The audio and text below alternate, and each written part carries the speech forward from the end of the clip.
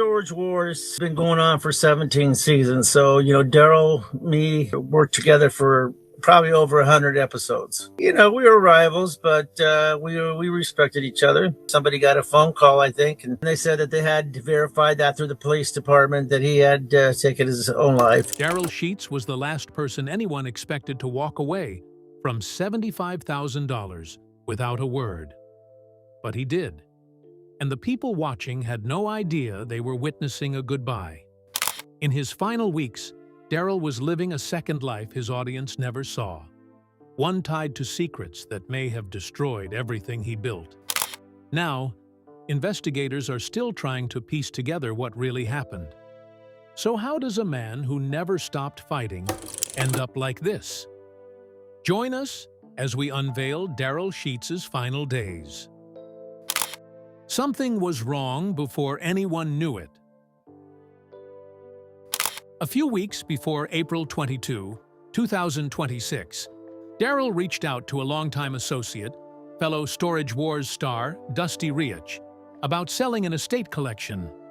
The asking price was $125,000. Dusty's friend came back with $50,000, a $75,000 gap that, in any normal negotiation, is not a final offer. It is an opening move. The number you laugh at, counter hard, and chip away at over the next few days until you get somewhere close to what you actually want. But Darrell said yes, with no counter or pushback, which was quite remarkable for a man who has always been described by his castmates as someone who once spent an hour bickering over a $50 difference on a watch deal. The friend walked away with the collection. Darrell walked away with less than half of what he had asked for. And for a moment, nobody thought much of it. It was only after Darrell died that Dusty's friend shared an observation that is hard to shake.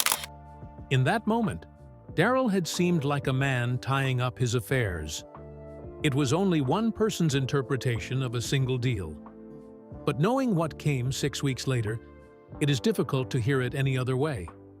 The deal alone might have meant nothing, but it was not the only place in those final weeks where something did not add up. On March 9, 2026, 6 weeks before he died, Darrell posted publicly on Facebook. The post read less like someone venting frustration and more like a man publicly begging people to believe his name was being stolen from him. He wrote that he had been hacked by a very evil person, that false things had been posted in his name. And then came the line that would mean something different 6 weeks later. These people have ruined me. 6 weeks later, he was gone. To anyone who did not know Darrell personally, these could look like isolated moments. A bad deal here, a frustrated post there. But to the people who had known him for years, both of these things pointed to the same conclusion.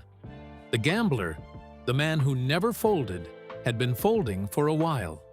And nobody watching from the outside would have known it, because what the world was seeing at exactly that time told a completely different story. What makes this harder to sit with is what the world was seeing on the surface at the same time. In a recent interview that has since resurfaced, Darrell looked genuinely happy. He had lost 100 pounds. He was engaged. He was talking about a new season of the show, about getting the deal he wanted, about driving straight to set the moment the contract was signed. He was laughing. He looked like someone who had just turned a corner. The version of Darrell the world was watching in that interview, relaxed, healthy, full of life. That man was real. So was the man who, in private, was watching his name get destroyed online and had no idea how to stop it. That contrast was not a coincidence, and it did not start in those final weeks. The people closest to him have since said it had been building for far longer than anyone publicly understood. And once that timeline becomes clear, once the full 3 years come into focus, the deal, the posts, and everything else stop looking like a coincidence. So what had really been happening to Darrell in those 3 years? And who had been behind it? The one thing that changed everything. Darrell's family revealed that the harassment started long before most people knew it existed, and it was targeted in a way that his Storage Wars co-star Laura Dotson described in terms that are genuinely hard to attach to the man most fans thought they knew. Laura said Darrell had been living in genuine terror, the kind that makes a person afraid for their own life and for the people around them, and that he never fully understood why he had been targeted. There is no logic to follow and no motive you can reason with. And the harassment kept coming. The March 9th post, the one where he said these people have ruined me, was not the beginning. It was the moment it spilled into public view. When Darrell wrote that post, he was not venting.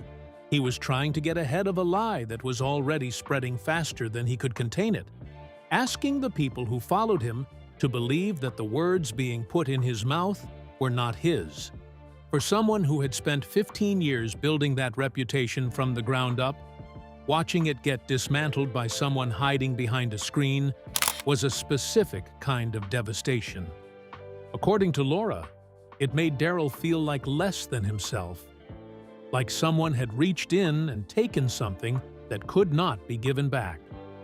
His co-star Renee Nazoda went to Instagram immediately after news of Darrell's death broke. Renee had known Darrell for years. They had butted heads on the show more than once, but the friendship was real. In his tribute video, Renee did not just grieve. He pointed a finger. He told his audience that Darrell had been posting publicly about a specific person who had been tormenting him, and he urged law enforcement directly not to let this go without a full investigation. He said one never knows what demons someone is facing, or what it might push them through. Renee described a specific individual targeting Darrell persistently and deliberately, someone Darrell had already been documenting himself, publicly, right up until the months before his death. Before he died, Darrell filed a police report. He took the formal step of going to law enforcement and putting everything on record. A man who had been screaming about this publicly, finally making it official. Whether it was in time is a question that sits heavily over everything that came after. After April 22, investigators wasted no time. Darrell's cell phone was submitted for forensic analysis by the Criminal Investigations Unit, a step that police described publicly as essential to advancing the case. Every message, every post, every interaction in Darrell's final weeks is now part of an active investigation that remains open.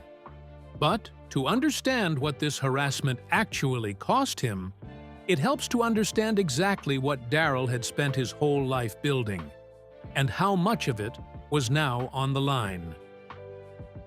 The man behind the gambler.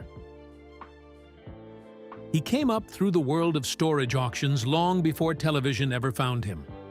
Decades in the game, built from the ground up, with no network backing him and no casting call making him famous overnight.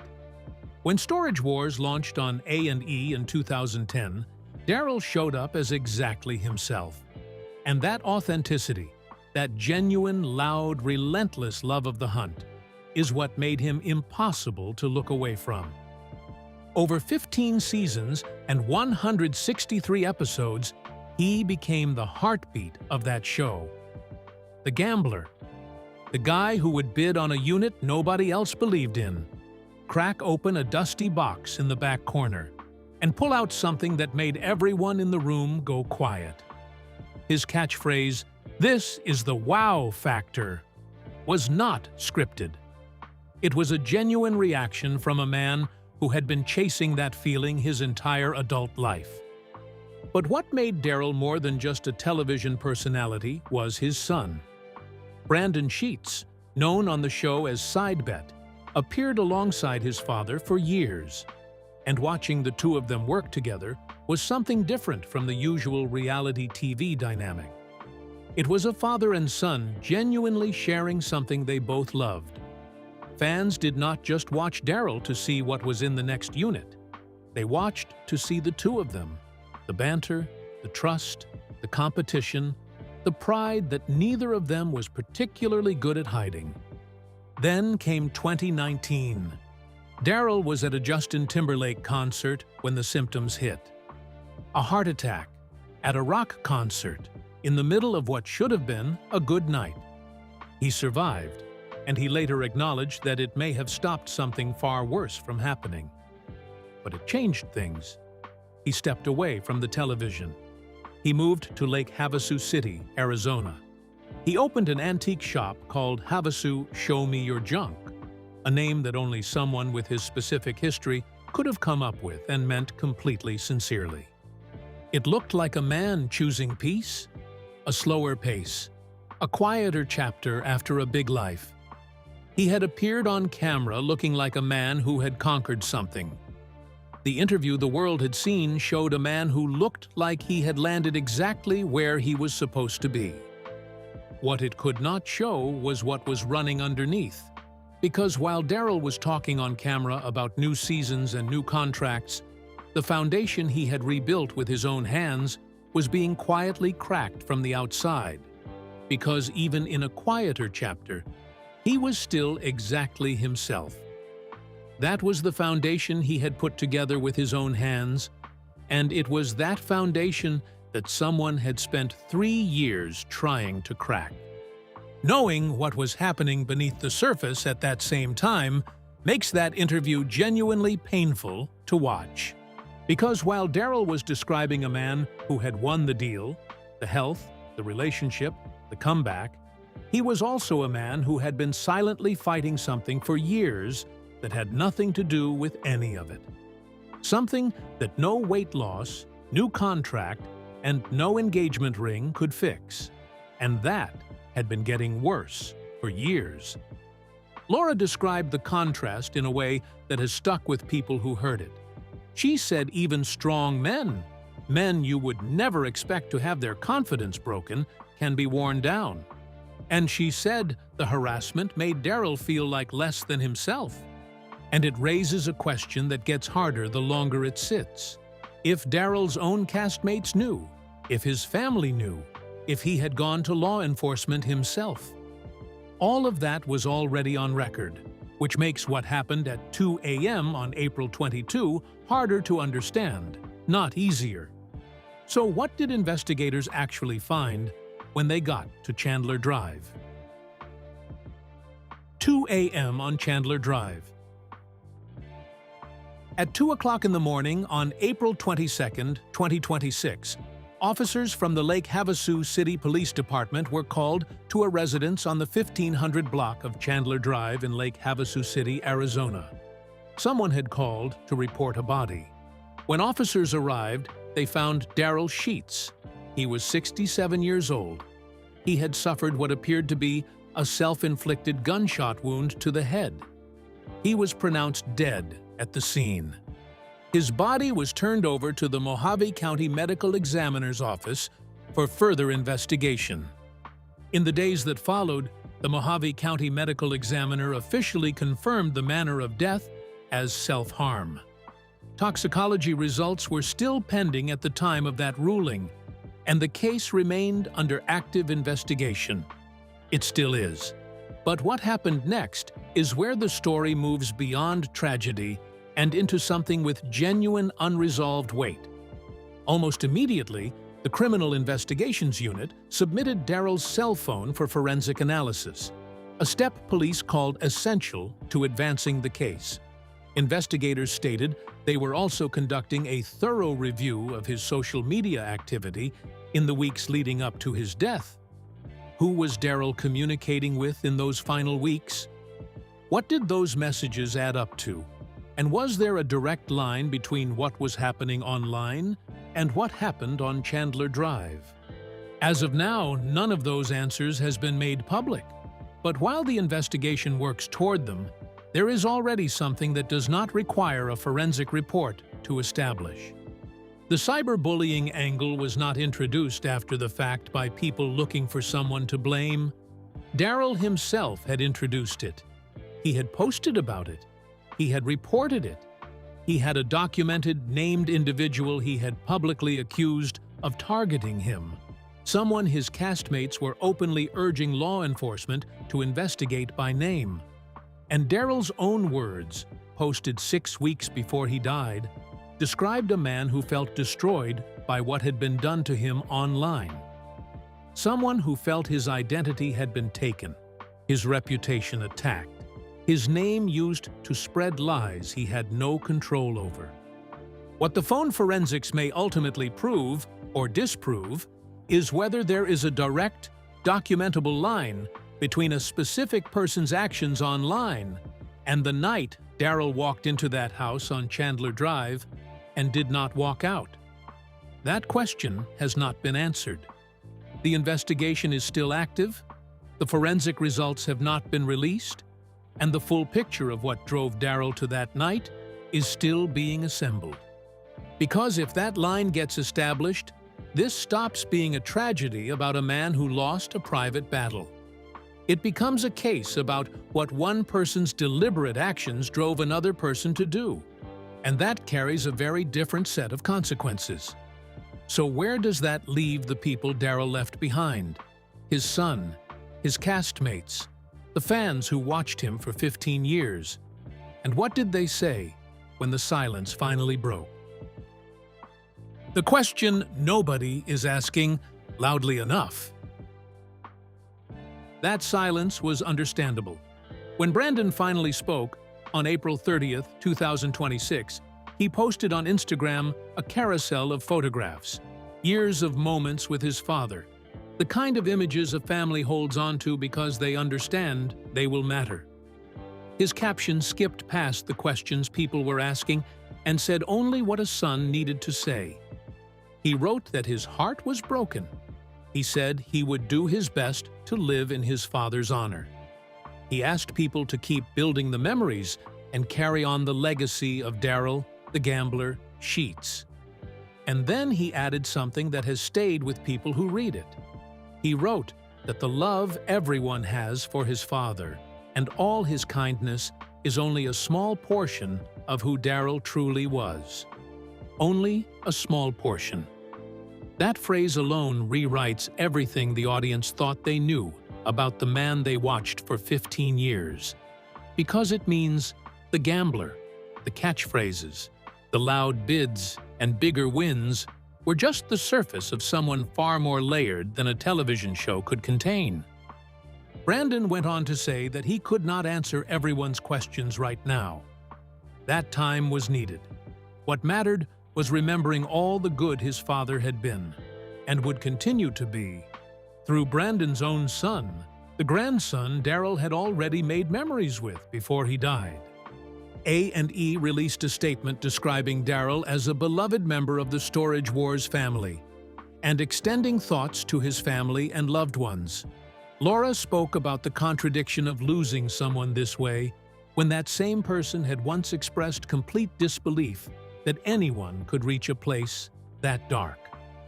She said it was so hard to believe it had happened, that Darrell himself had once said that anyone who died by self-harm must have been in so much pain.